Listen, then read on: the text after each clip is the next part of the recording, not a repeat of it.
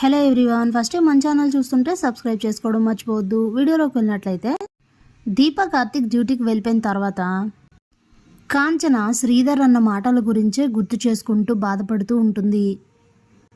ఇప్పుడు ఆయన రాకపోతే పెళ్లి జరగదు, అలా అని ఇప్పుడు ఏం చేయాలో అర్థం కావట్లేదు అనుకొని ఆలోచిస్తూ ఫీల్ అవుతూ ఉంటుంది. ఇంతలోనే అనసూయ వచ్చి, ఏంటి చెల్లెమ్మ, అప్పటి నుంచి అడుగుతున్నాను, ఆ ఇంట్లో ఏం జరిగిందంటే చెప్పలేదు అని అడిగితే, ఏం చెప్పమంటావు, ఏం జరుగుంటుందో నువ్వు ఊహించగలవు కదా. దీప అనేసరికి ఆయన మాటలు ఎలా ఉంటాయో నీకు తెలుసు కదా, ఎంత దారుణంగా మాట్లాడాడో తెలుసా, చివరికి రానని తెగేసి చెప్పేశాడు. నాకు ఏం చేయాలో అర్థం కావట్లేదు, నా కొడుకు కోడలు సంతోషంగా ఉండేలా ఎలా చేయాలో ఏం చేయాలో అర్థం కావట్లేదు అంటూ బాధపడుతూ ఉంటుంది. చెల్లమ్మ, నువ్వేం బాధపడకు, కార్తీక్ బాబు ఉన్నాడు కదా, తను ఏదో ఒకటి చేస్తాడు, ఖచ్చితంగా ఈ పెళ్ళి అయితే జరుగుతుంది, నువ్వు బాధపడద్దని చెప్తుంది అనసూయ. ఇంతలోనే గార్డెన్లో చెట్లకు వాటర్ పెడుతూ కార్తీక్ అయితే దీప ఇంతకు ముందు చెప్తుంది కదా, ఎలా అయినా సరే నువ్వు ఈ పెళ్ళి అయితే మన పెళ్ళి జరగాలి, మీ నాన్నగారిని పెళ్ళికి వచ్చేలా చెయ్యాలి, ఇప్పుడేదో అందరి ముందు పెళ్ళి చేసుకోవాలి, తాళి కట్టించుకోవాలని కాదు, మన పెళ్ళి ఎప్పుడో అయిపోయింది, నేను నీ భార్యనే, నువ్వు నా భర్తవే, కాకపోతే జ్యోత్స్నతో చేసిన ఛాలెంజ్లో మాత్రం నువ్వు ఓడిపోకూడదు బావా, ఎలా అయినా సరే ఈ పెళ్లి జరగాలని చెప్పిన మాట గుర్తు చేసుకొని ఏం చేయాలి, అసలు ఎలా ఆ మనిషిని పెళ్లికి రప్పించాలి అని ఆలోచిస్తూ ఉంటాడు. ఇంతలోనే జ్యోత్స్న అక్కడికి వచ్చి, ఏంటి బావా, చెట్లకు పెట్టాల్సిన నీళ్లు నేల మీద పోసేస్తున్నావు, ఏంటి అంత తీవ్రంగా ఆలోచించేస్తున్నావు, నువ్వు ఎంత ఆలోచించినా నువ్వు అనుకున్నదైతే అవ్వదులే బావా అని అంటుంది. చాలా కోపం వస్తుంది కార్తీక్కి. కోపంగా చూసేసరికి, నువ్వు అలా చూసినంత మాత్రాన అన్నీ అయిపోతాయి అనుకుంటున్నావా, సరిసర్లే ఏం చేస్తావో చెయ్యి అని చెప్పి అక్కడి నుంచి అయితే వెళ్ళిపోతుంది జ్యోత్స్న.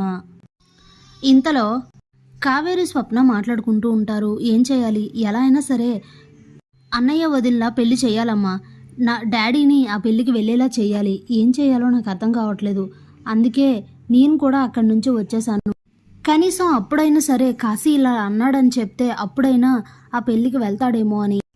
ఇప్పుడు డాడీ వెళ్ళకపోతే ఆ పెళ్లి జరగదు, అనవసరంగా అన్నయ్య వదిన బాధపడతారు, ఆ జ్యోత్స్న పారిజాతం అనుకున్నదే జరిగి వాళ్ళే గెలుస్తారు, అలా జరగనివ్వకూడదు మమ్మీ, ఏం చేద్దాం అని అడుగుతుంది స్వప్న. అది నాకు కూడా అర్థం కావట్లేదు, ఏదో ఒకటి చేయాలి, కానీ మీ నాన్న నా పెళ్ళికి వెళ్ళేలా చేయాలి, ఏం చేయాలి అని చెప్పి చాలా తీవ్రంగా ఆలోచిస్తుంది కావేరి.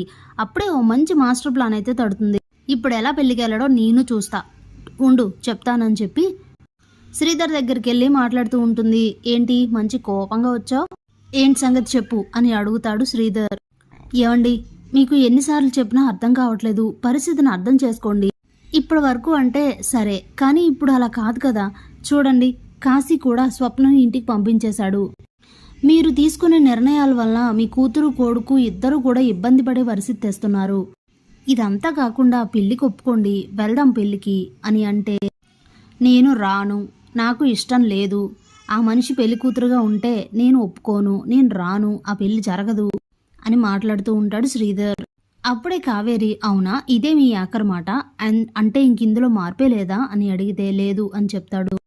సరే అయితే నా మాట కూడా వినండి, నా కూతురు కొడుకు సంతోషంగా లేనప్పుడు నేను కూడా అలా ఉండాలనుకోవట్లేదు, వాళ్ళకి లేని సంతోషం నాకు మాత్రం ఎందుకంట అని అంటే ఇప్పుడు ఏమంటావు అని అడుగుతాడు శ్రీధర్. ఇంకేమంటాను, వాళ్ళిద్దరికీ ఎలా అయితే హ్యాపీనెస్ లేదో నాకు కూడా అక్కర్లేదు, అంటే కాశీ స్వప్నని ఇంటికి పంపించేసినట్టే నేను మీకు విడాకులు ఇచ్చేస్తాను అనేసరికి స్టన్ అయిపోతాడు శ్రీధర్. ఏంటి, ఏం చెప్తున్నావు, నాకు విడాకులు ఇవ్వడం ఏంటే అని అడిగితే, మరంతే కదా, వాళ్ళందరికీ ఎంత సమస్య వచ్చినా మీకు అర్థం కాలేదు, మీరు ఎలాగో మాట వినలేదు, అందుకే నాకు నచ్చింది నేను చేస్తాను, నాకు విడాకులు కావాలి, ఇచ్చేస్తే నేను మా పుట్టింటికి వెళ్ళిపోతాను, అదే నా కొడుకు దగ్గరికి వెళ్ళిపోతాను, కార్తీక్ దగ్గర కార్తీక్ కాంచన అక్కతో కలిసి హ్యాపీగా ఉంటాను, మీరు నాకు కూడా అక్కర్లేదు, వెళ్తూ వెళ్తూ స్వప్నం కూడా తీసుకెళ్ళిపోతాను, అందరం అక్కడే హ్యాపీగా ఉంటాం, మీరు ఒక్కరే ఏకాకిలా బతుకుదురు గాని అని అంటే, ఇదెక్కడ ట్విస్టే, అటు ఆ పిల్లం వదిలేసి ఇటు నువ్వు వదిలేసి ఏంటి ఇప్పుడు నన్ను ఏం చేయమని అని అంటే,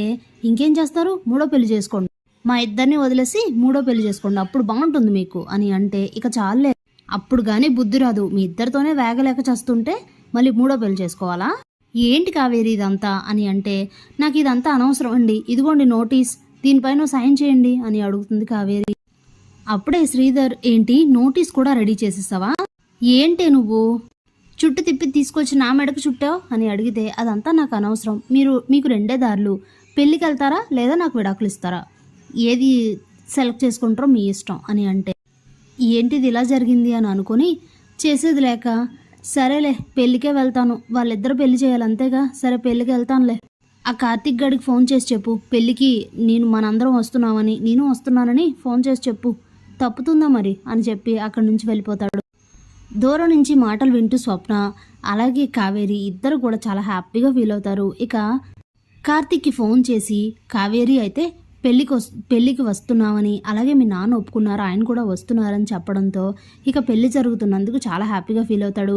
ఈ విషయం వెంటనే దీపక్ చెప్తాడు. కానీ ఈ విషయం మాత్రం జ్యోత్స్న వాళ్ళకి తెలియకూడదని అయితే అనుకుంటారు. ఇక పెళ్లి రోజు రాణి వస్తుంది.